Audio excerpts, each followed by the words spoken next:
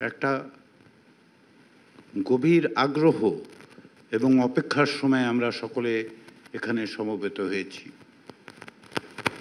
আগামী একদিন পর শুক্রবার দিন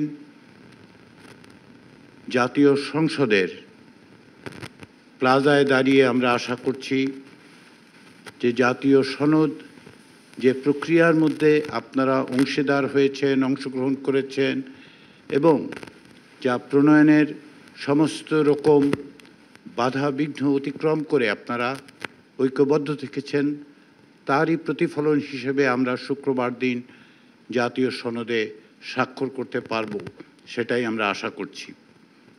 তারই সমস্ত রকম প্রস্তুতির দিকগুলো আমরা সম্পন্ন করার চেষ্টা করছি।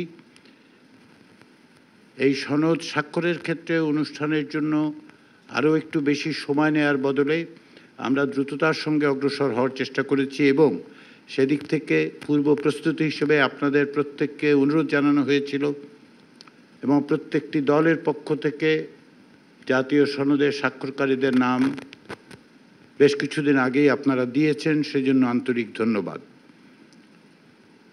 এই অনুষ্ঠানে আমরা চাই জাতীয় নেতৃবৃন্দের পাশাপাশি বিভিন্ন রাজনৈতিক দলের সঙ্গে যারা যুক্ত সে সমস্ত অতিথিরা উপস্থিত থাকুন। সেই বিবেচনার থেকে আপনাদের কাছে আমরা অনুরোধ করেছিলাম যেন আপনাদের অতিথিদের তালিকা আমাদের দেন। অধিকাংশ দলের কাছ থেকে আমরা তো পেয়েছি এবং সেটি আমরা আগামীকাল থেকে এই অনুষ্ঠানের যে আমন্ত্রণপত্র সেগুলো আপনাদের কাছে আমরা পৌঁছে দিতে পারব।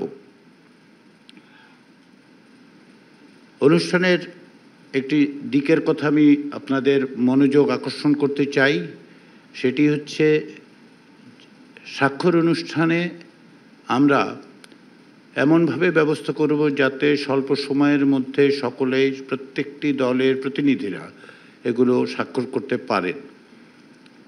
যদিও জাতীয় সনদ সমস্ত রকম তথ্য সম্বলিত হওয়ার পর প্রায় 40 পৃষ্ঠার মতো, সেক্ষেত্রে আমরা স্বাক্ষরের জন্য অঙ্গীকারনামার যে পাতাটি সেটি রাখবো যাতে করে আপনারা স্বাক্ষর করতে পারেন এবং স্বাক্ষর করার পরে সেগুলো সন্নিবেশিত করা হবে। আমরা এটাও লক্ষ্য করেছি গত কাল এবং আজকে কিছুটা বিভ্রান্তি, কিছু তথ্য এদিক সেদিক প্রচারিত হয়েছে। অনেক রাজনৈতিক দলের নেতারা আমাদের সঙ্গে যোগাযোগ করেছেন, অনেক সাংবাদিকরাও যোগাযোগ করেছেন, কিন্তু আমি জাতীয় ঐকমত্য কমিশনের পক্ষ থেকে সুস্পষ্টভাবে বলতে চাই যে আমাদের দিক থেকে প্রস্তুতি সম্পন্ন হচ্ছে, পাশাপাশি আপনাদের দিক থেকে যে সহযোগিতা অব্যাহত আছে তাতে আমরা আশাবাদী যে একটি আনন্দঘন পরিস্থিতির মধ্য দিয়েই আমরা এই জাতীয় সনদ স্বাক্ষরের অনুষ্ঠানটা সম্পন্ন করব।